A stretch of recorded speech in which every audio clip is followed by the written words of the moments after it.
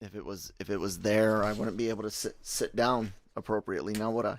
I can't sit appropriately, anyways. That sounds like I'm talking about like etiquette, like sitting with your legs uncrossed if you're wearing a skirt or something.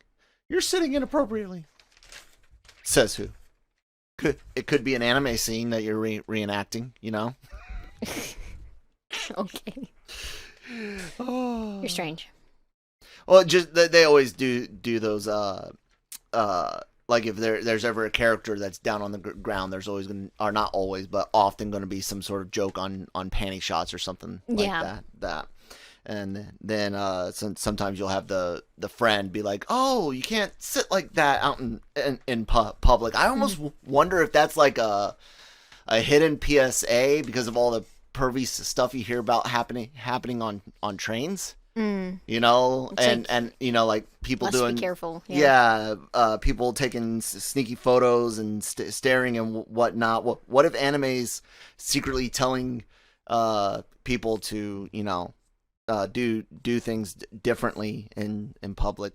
I don't know. Maybe instead punish the people committing sexual harassment and assault. Or like get the ladies some courage to punch a guy in the face. Because that's what I would have done. But I know some people, they're like, they don't want to draw attention to, you know, being mistreated by a stranger. To me, I'm like, nope, I'm gonna let you have it.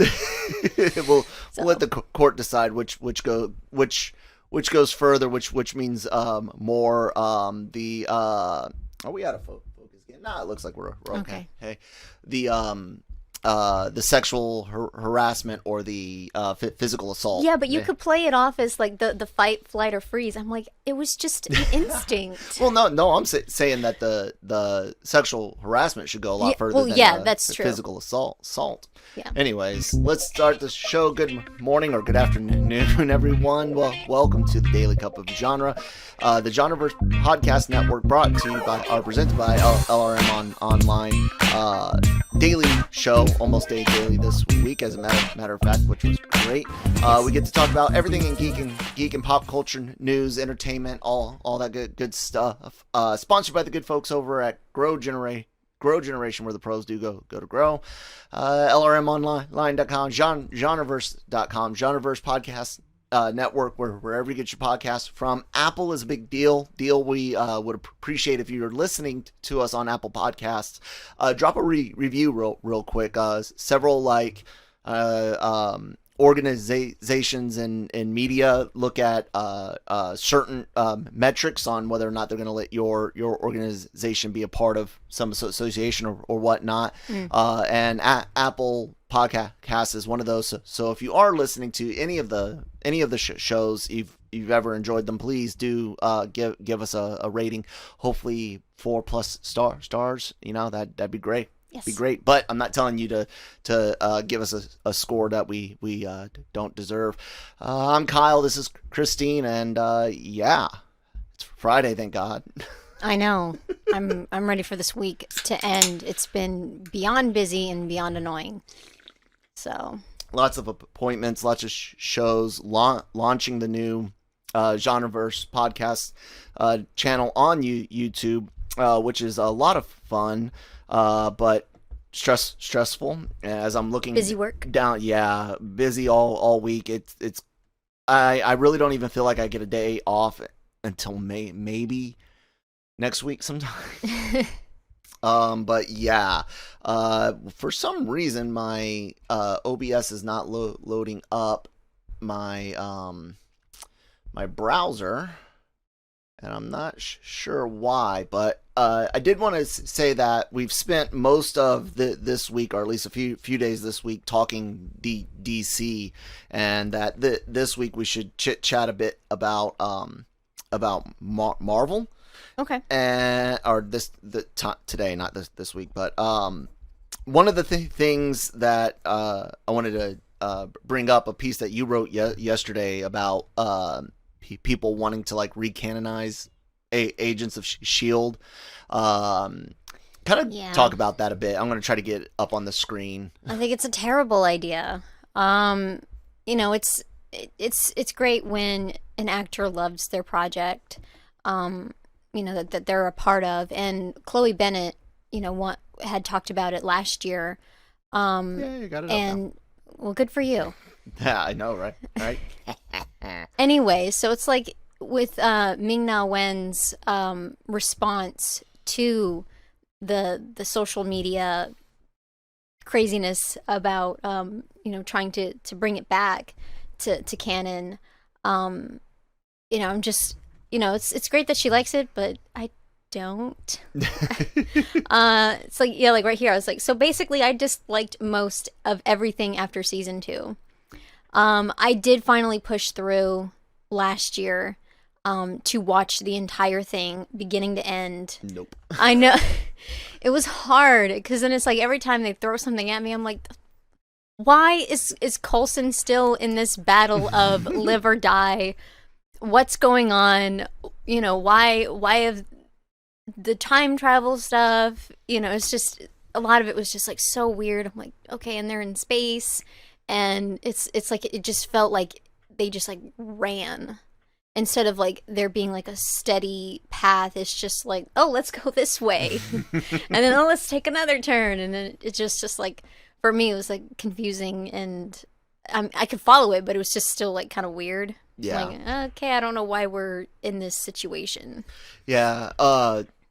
You and I watched the series when it started on TV. We watched, I think, the first 3 seasons. I don't think you watched season 3. That's the one where it started getting really heavy in human stuff. Okay, so then yeah, I guess you where did. What's her name was looking for the Terrigen crystal, and at the somewhere in the middle she turns into freaky needle monster. Yeah, that is season 3, right? I believe so. I think so because it's somewhere around in there. Yeah. Regardless, I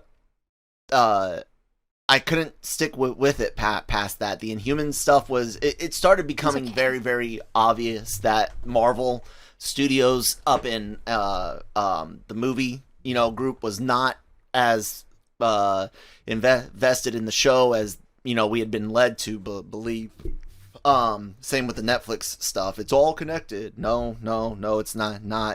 And I guess in a way you could be like the Agents of S.H.I.E.L.D. will always be canon unless you see Loki prune their universe, so to speak, which we all know goes to the void, and then that thing can eat it. But we'll see if it they actually erase any universes. But I mean, it's a variant world where after the Battle of New York, things went similar to the MCU Prime timeline, but not necessarily 100%. It had potential, but it quickly went the way of like 2000s superhero stuff. Really cheesy, really corny. They tried to blend CW appeal with Marvel flair, and it ended up being too CW, and that's fine for like Arrowverse or Flashverse or whatever you want to call it. We liked the first few seasons of the Flash. I think you liked the first season of Arrow, and after that you weren't. I dropped it. Yeah, I don't know why. It's just like it just wasn't in my head to. Oh, let me go watch the next episode. So it just kind of like faded out of my mind. It's not that the CW method is poor or bad or anything. It's just kind of like not my style. Yeah, it's not mine for me, and seeing Marvel do it, I didn't care for it. So at the end of the day, guys, with a multiverse, I mean, unless you see the universe get taken out, it technically still happened. It's just not MCU Prime. And I think that's a good thing. I mean, look. We all had hopes to see some of the characters return or go to the big screen early in the series. Seeing Sky or Chloe Bennett's or Earthquake Daisy. Character Daisy. I was going to get all 3 names out. Okay. Thank you for helping, because that's what I couldn't remember was Daisy. And then we thought, it'd be cool to see her get on the Avengers roster somehow, but none of that ever came to be.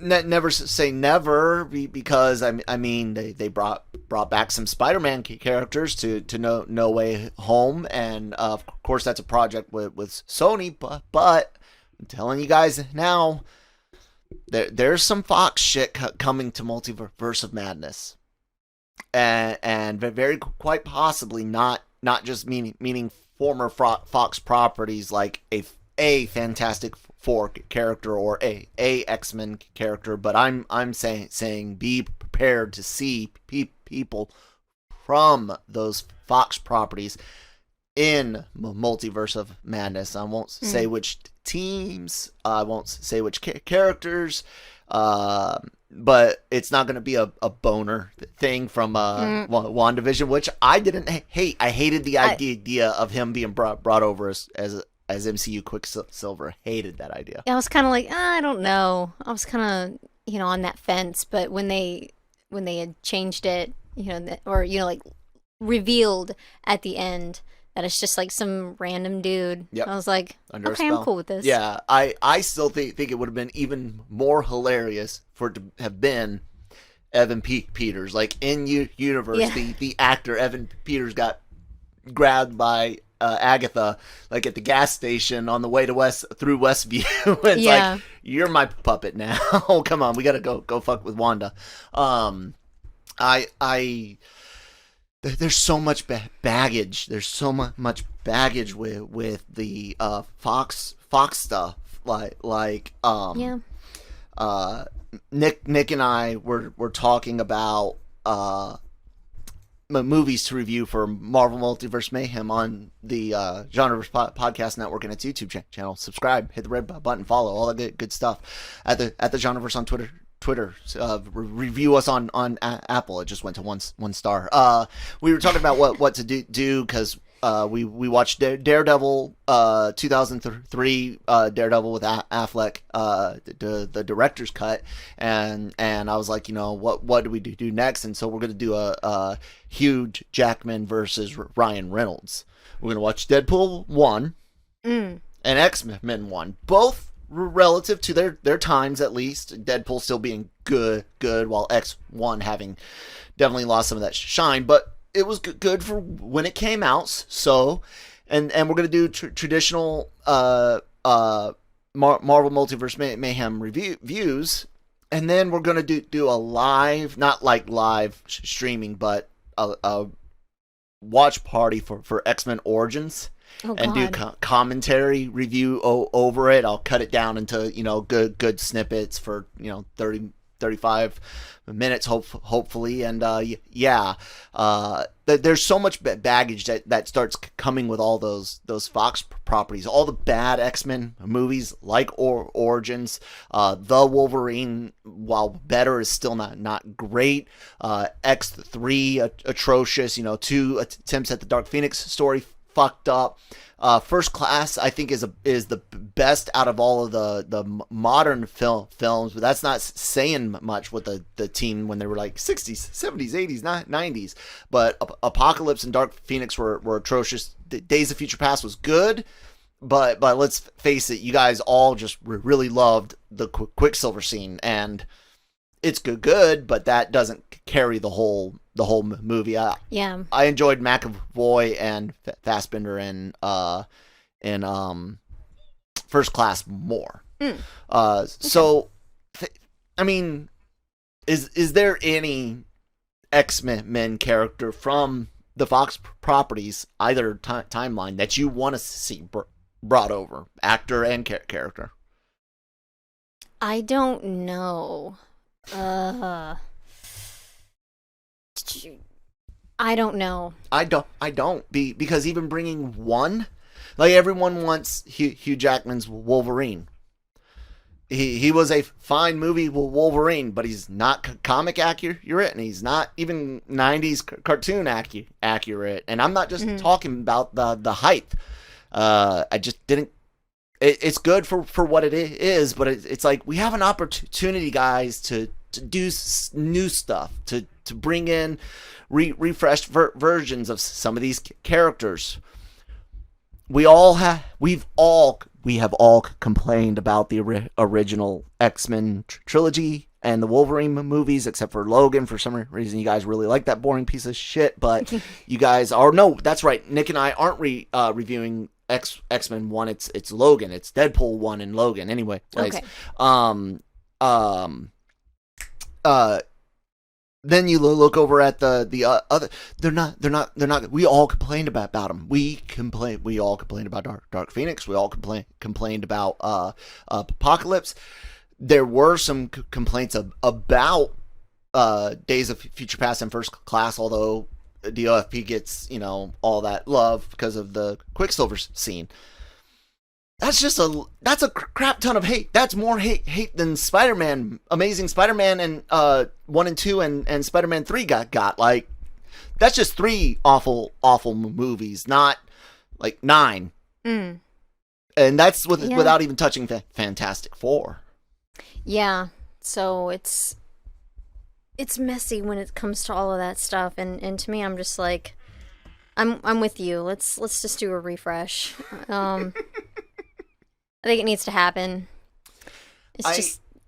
I think there might be, and it might make for too full of a movie, but I have this feeling that maybe Multiverse of Madness will be the Doctor Strange movie will be similar to No Way Home, which would be awful to have two movies back to back, use a bunch of cameos stuff, or even third act full-on co-star roles to close loops and gaps and give audience feel goods about characters from these past movies. But maybe, just maybe, Marvel's got the balls to bring in, I don't know, and I'm not even going to say any names. We'll just say they bring in an X-Men and they bring in a Fantastic Four from the previous movies.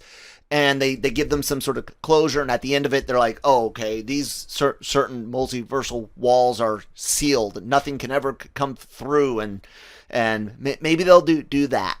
And then I'll still be sort of scared of Fox poison in the MCU well, even though Marvel seems to be poisoning their own well enough. Yeah, that's true. But.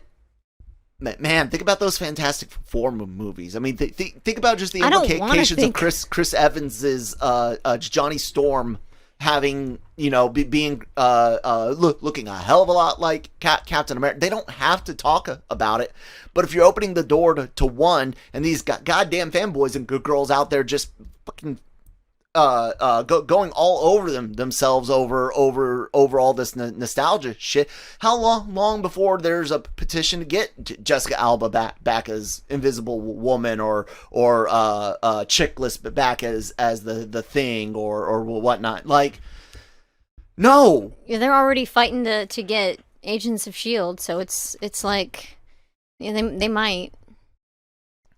What is it about? And I'm not trying to be patronizing or anything, but what is it about things that at one point you really truly didn't like, that all of a sudden you want to see the exact same version again, and instead of seeing that character redone? I don't get it. I don't get it. What flipped? Yeah. At what moment did it flip? It's like the prequel trilogy love. Where did for Star Wars? Where did all that come from? I don't know. What about the Fantastic Four from 2015? Josh Tranks, the one that you haven't watched. I haven't watched in its entirety either. It had Miles Teller as Mr. Fantastic and Michael B. Jordan as Johnny. What's that? Kate Mara as Sue, and I don't remember the guy that played Thing, and what is it? Jamie Cobble, whatever, as Doom, and it was atrocious. Doom was atrocious. It was a trash movie. Do we have to accept any of that? I hope not. And you don't even want to see Fantastic Four at all. No, y'all have left a poor taste in my mouth when it comes to the Fantastic Four. So for me, I'm just like, I'll see it, but I'm not looking forward to it. I'm kind of like, just like, yeah, I'll see what you got, but I'm just not very optimistic. Yeah. You know, and it's just because like it's been, you know, you try to force it in so many times, you know, let's redo it again and let's redo it again, where it's just like, okay, you keep sucking at it, let's not. So I know that you had an idea on how it could work, so you know, maybe it could be not bad. But I'm still like, it's still the Fantastic Four. It's like for example, and I think I've said it before.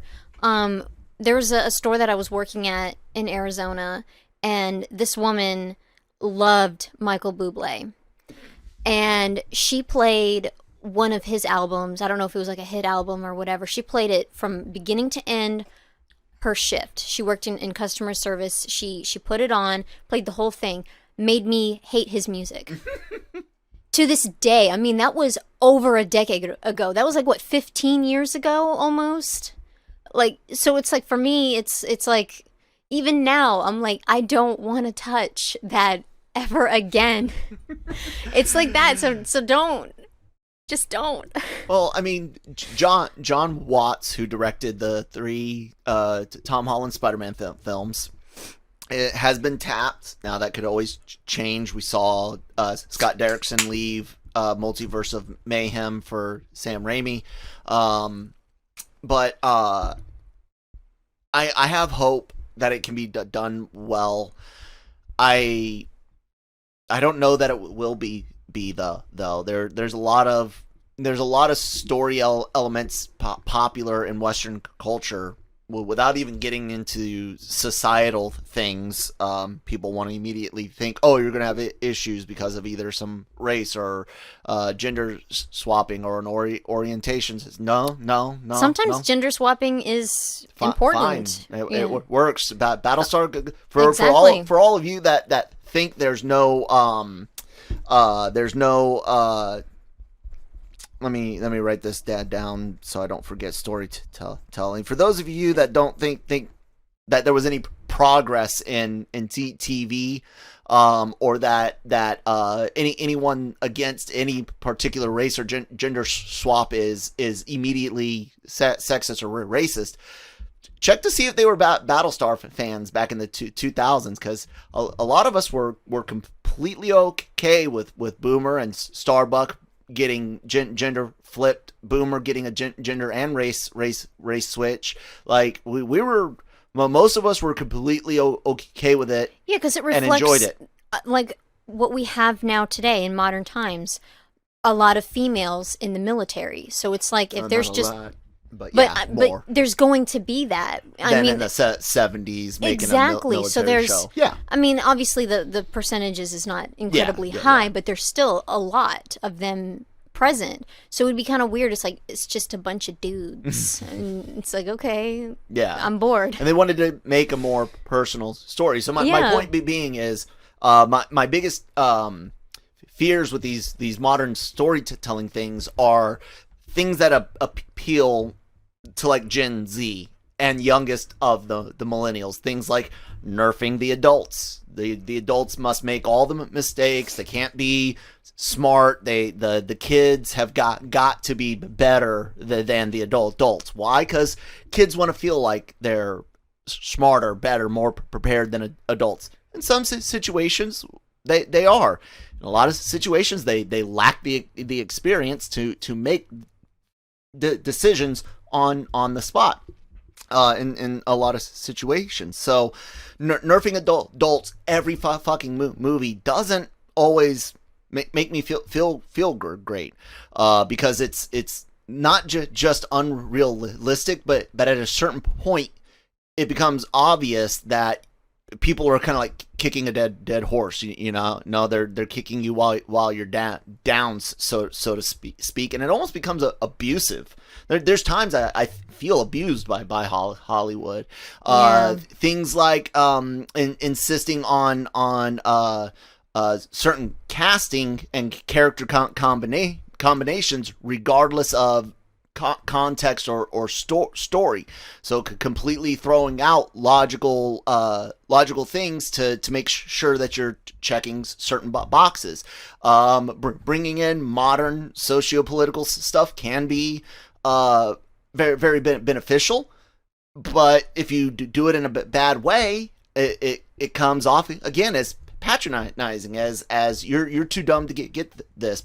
Perfect example, Falcon and Winter Soldier. They do this great job of showing you human experiences with trauma, war, and stuff. Black and African American experiences in America in the past, the present, military, civilian.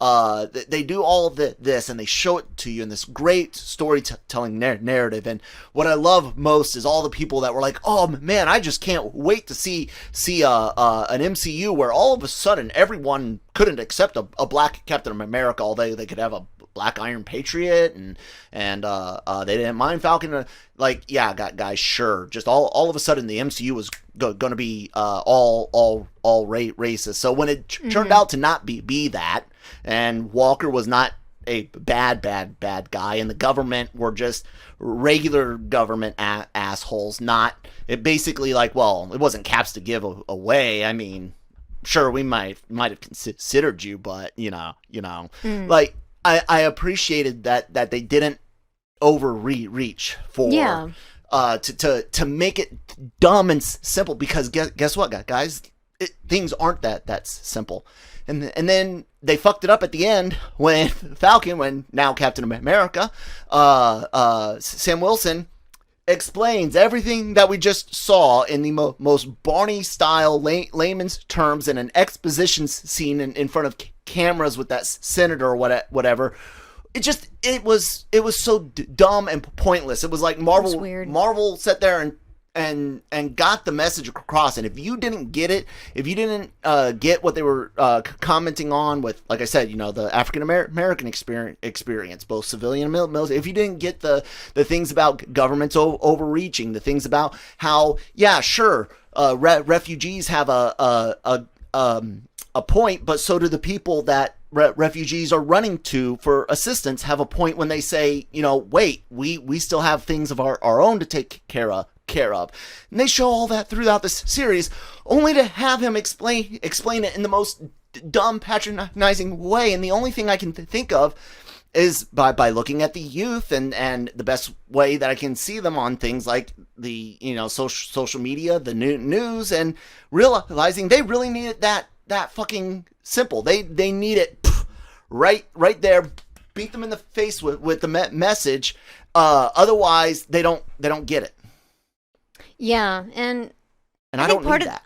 Well, part of it, I think, there may be some people who need, you know, some explanation because they can't learn to, you know, reach for that and understand the layers that they're presenting, all of the different, you know, parts of the story. And that's when you enjoy it as an action flick. Yeah, but the thing is, I also think, because I've seen politicians like this as well, I think that, you know, like with the media, it's like they think that the audience is dumb. Yeah. And it's just like, we're not. Exactly. So Sonyisms happen all the time, where they just stop and want to explain shit to you because Sony doesn't think you guys are smart enough to understand.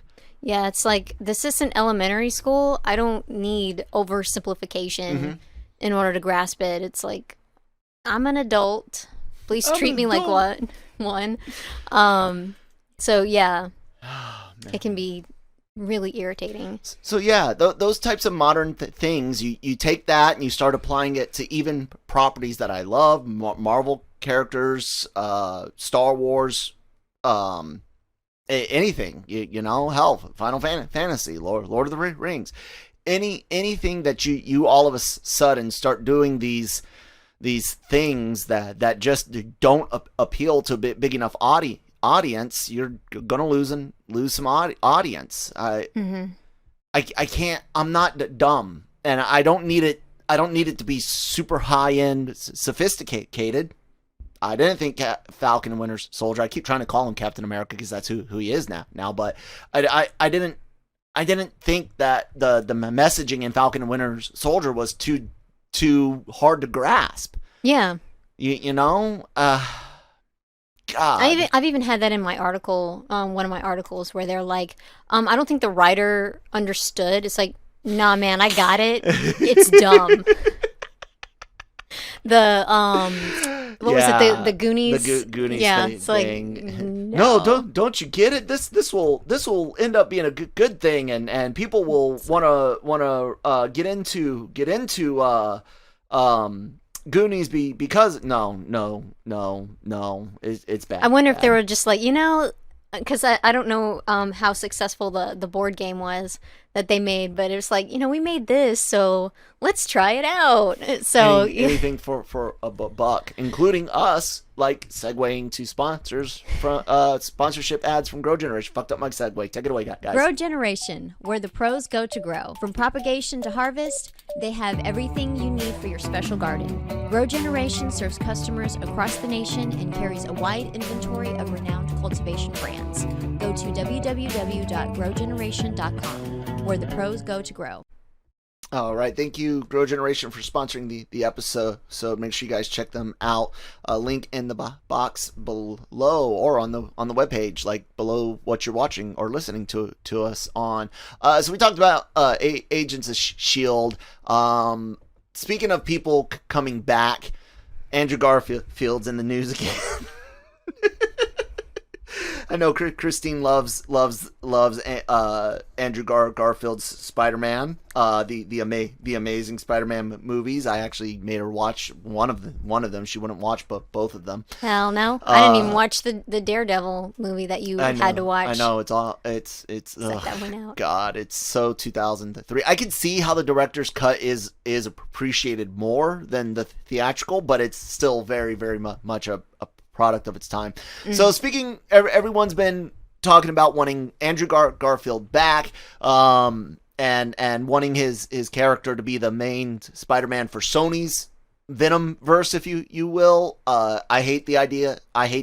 We've got a Peter Parker. We don't need another. We still need a Miles Morales.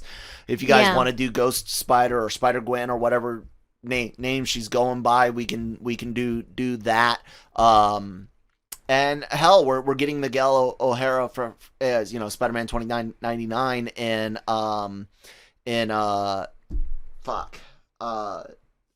Across the Spider-Verse Part 1, but we could always see him in live action as well. So there's other non Peter Parker characters that we should get before we dump the current Peter or bring back an old one. My opinion. What do you think? I agree. It's like one of those, like, I don't have a problem with Andrew Garfield as a person. No. But I'm sure that he loved playing Spider-Man. But to me, I'm just like, let's move on. Because I remember when I first heard about them making Miles Morales for the comics, I was like, it's kind of iffy on it. I'm like, what are you gonna do? Mm-hmm. Are you creating a character and you're not gonna put any effort into it? And then it turned out to not be true. And I like Miles Morales better than I like Peter Parker now. Where it's just like, I'm sorry, I'm tired of you. So for me, like, yeah, that would be nice to move on and get some freshness. Yeah. Because there's so much lacking with that. It's like, I'll just leave it that way. Go ahead. I agree. We'll read what Garfield had to say for those listening on audio. Please do follow us on your app and leave a review, or 4 or 5 stars. That'd be great. He responded to Variety being asked about Spider-Man, and if he would return. He says, I mean, yes, definitely open to something if it felt right. Peter and Spider-Man, those characters are all about service to the greater good and the many. He's a working class boy from Queens that knows struggle and loss and is deeply empathetic. I would try to borrow Peter Parker's ethical framework in that. If there was an opportunity to step back in and tell more of that story, I would have to feel very sure and certain in myself. I mean, it's a standard issue Hollywood answer. No, of course, no one's ever going to believe a word he says after, constantly saying, and this was one of the dumbest things, his fucking,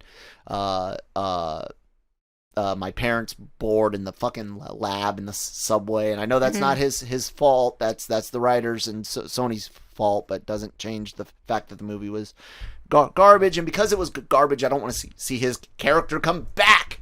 I don't even want to watch any more Venom movies, to be honest with you. I'd like to see the Venom symbiote in that is left in the MCU to grow into its own Venom. Mm-hmm. And I don't ever want to watch Sony's shit ever again. Like I don't. Do you? No. If you had to watch if you didn't have to watch another Tom Hardy Venom movie, would you watch a Tom Hardy Venom movie?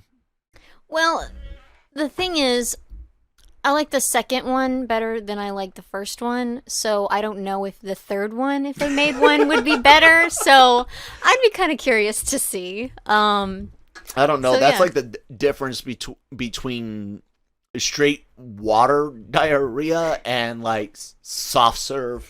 It is not like it is not that bad. It's still gonna burn. Take too many wipes, and not be worth it. In the sure, you got the pressure in your stomach relieved, but now your ass hurts. That's what Let There Be Carnage was like. So the only thing I could think of is that number 3 would be like a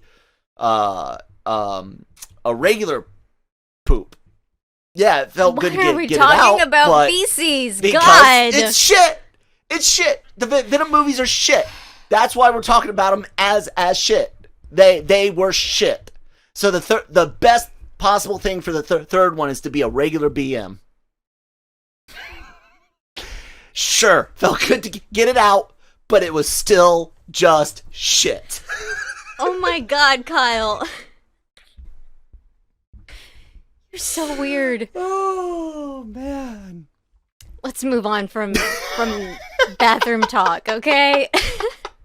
God. Oh, okay. So you say there's a chance that a trailer for Venom could impress you. Yeah, for me, I would rate the second movie a D, where it's like it almost failed, but it didn't. So maybe the next one will be a C or a B. I don't know. That's so bad. That's so sad. So sad that that Sony has to. Oh my God. Could you guys maybe for real borrow the Kevin Feige playbook? Rotham Fox and Vince Caro. I don't even remember who actually said that line anymore. But could you actually potentially borrow the fucking playbook and follow it for once? I mean, fuck. Anyways, I guess dude. So it's funny, kind of talking about Marvel and DC this week, because earlier in the week you had mentioned how you're almost liking DC better than Marvel, or at least more interested in the future projects. Exactly. Yeah. Because like I said, I think it was not yesterday. It was Wednesday. Before, yeah. Where it just kind of feels like Marvel is starting to unravel, and DC kind of feels like it's getting more together, I guess, in some ways. So it's, I'm curious to see what happens next.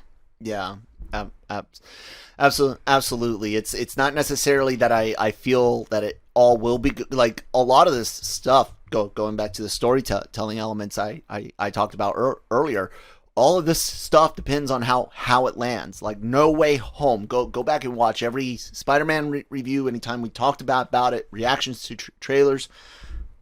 Excuse me. Every time, shut up, Jawa. Every time I talked about it, it was like, look, I'm scared. This is what I'm worried about. I don't think this could land well, but if they do, it could be great. It landed well. I need to see the movie a second time before I can say whether or not it's great. Like in the grand scheme of things, for me, simply because of Mysterio, it's far from home. And then if we include Spider-Verse, Homecoming, No Way Home, Spider-Man 2, Spider-Man 1, Spider-Man 3, Amazing 1, and then Amazing 2 down at the fucking bottom where it fucking deserves to be. And I just don't know if No Way Home, because those top three, Far From Home, Spider-Verse, and Homecoming, those are fucking great. Mm-hmm. No Way Home was good. I think it was great. Okay. Yeah, I mean, I need to see it again. Yeah, I agree. Yeah, because I mean, I was worried about it being, too crowded, like too much going on. In some ways it worked. In some ways it just kind of felt weird. Mm-hmm. So I would like to see it again and see if maybe a second try, I might like it a little better. And for DC, again, it's like, okay, you guys want to do a new Trinity for your new universe of an experienced Wonder Woman, a Batgirl in place of Batman, and Supergirl in place of Superman. Don't think it's necessarily the brightest idea to take the Trinity and make it all 3 female, considering it used to be mixed. Maybe flip it and do 2 females to 1 male instead. But it could land well. The characters could be great, and I don't necessarily think it will all end up well, but I know enough about some of those characters, especially some of the supporting cast like Shazam and Black Adam being in there. Keaton's Batman will be around for what we think will be at least a couple of extra projects besides the Flash, and one being where basically they're going to do like Batman Beyond, but instead of the boy taking over, it'll be Batgirl. So old Batman, Keaton doing old Batman stuff from Batman Beyond, but for Batgirl instead of the new Batman. I can't remember the character's name. I try not to remember people that keep teenage boys in tights in a cave. It just seems so inappropriate. But again, it's interesting.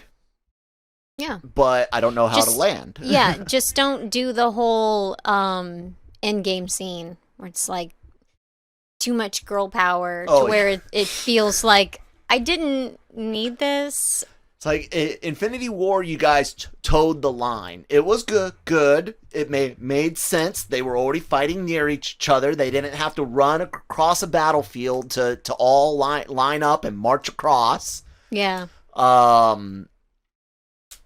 Why? But you know there's going to be some big Justice League Trinity formation moment if indeed some of those rumors about the new Trinity being Wonder Woman, Batgirl, Supergirl, you know that it's going to be an A-Force moment. You know it's going to be big build up of music, cringy, panning please. Cameras all around, big long wide shot. Faces, yeah. It'll get a Alex Ross hand drawn poster. Yeah. I hate that. Yeah, makes you wish for the old it. 90s girl power days. I know they didn't want this like, oh, we're feminists, we like ladies. Give us a pat on the back, give us a cookie. It's like, I'm sorry, this is supposed to be just like basic human respect. I don't need you to put me on a pedestal so that way you could feel good about yourself. No, because then it's just kind of like, why are you... Stop. You know? Hey, I can give you girl power. Look! Look! We're lining them all up. We gotta go dumber, line them all up, have them run across the battlefield, and I can give you girl power. Look. All right, Roger. Yeah, so it's like I hate that. It's so annoying. Please stop doing that. Please. I'm begging you. And if that's what you need for affirmation, you need to evaluate what and who is giving you positivity in your life, because my God, that and you heard it from a female. Yeah. I guess we could go ahead and wrap it up there from talking about some okay stuff in Marvel, to comparing everything to different bowel movements, to reminiscing of the days where girl power meant listening to the Spice Girls. So yeah, and all the 60s fashion that they brought back from, oh God, the fucking British 60s were atrocious. Anyways, guys. No, it wasn't. What? You think they weren't? It wasn't. It was bad. Platform shoes. Okay, beehive, I will. Okay, the odd colored vinyl dresses. The dresses were nice. The platforms I used to wear when I was in high school, I had a few. They were awful. The beehive should never come back. But there was some moments. The Jackie O. What about that? The pillbox hat and her style of short hair. Maybe get rid of the pillbox hat, but the Jackie Onassis look was nice. Anyways, guys, do check out our website, lrmonline.com and GenreVerse.com. I put Mike on mission. Hey, I made you some podcast page slugs. Go figure out how to get the redundancy out. Does this actually work? Is this dark theme actually work? I don't know. Let's see. Oh my God, it might. Oh my God, ladies and gentlemen, we have dark theme on LRM online. Look at that. It's not perfect. There's some work to do, but yeah. It's Reference Friday. All right, the websites are there. The GenreVerse Podcast Network, wherever you get your podcast from. Spotify does take reviews and things now, as well as Apple. Please, if you're listening to us on those apps, drop us a review, a thumbs up, stars, whatever you feel we deserve. You guys suck. Stop talking about poop. Okay, I might consider that. And then, of course, the GenreVerse Podcast Network on YouTube. All of your favorite shows. No Mercy Podcast has started up again. That's a lot of fun. Make sure you guys subscribe to it for the Cantina reviewing Book of Boba Fett, Anime Versal. We will be reviewing Belle on Monday for you guys. We'll be screening the movie this weekend. Brian, Christine, and I will review it, and the embargo goes up on Monday, goes down on Monday, and so we look forward to sharing that with you guys. Breaking Geek Radio, all the other great stuff, and of course, do check out. Whoops, I didn't mean to load up that. Do check out the LRM YouTube channel still for all of the great interviews and red carpet, Zoom, all the in-person conversations and stuff. Lots of great things going on over at LRM and the GenreVerse. Christine, anything else you want to say before we leave for the weekend? No, I'm good. Say leave, even though I got more shows to record. Nope. All right, guys. Social media information down below, all that good stuff. Thank you so much for watching this week, and we'll talk to you next time. Bye.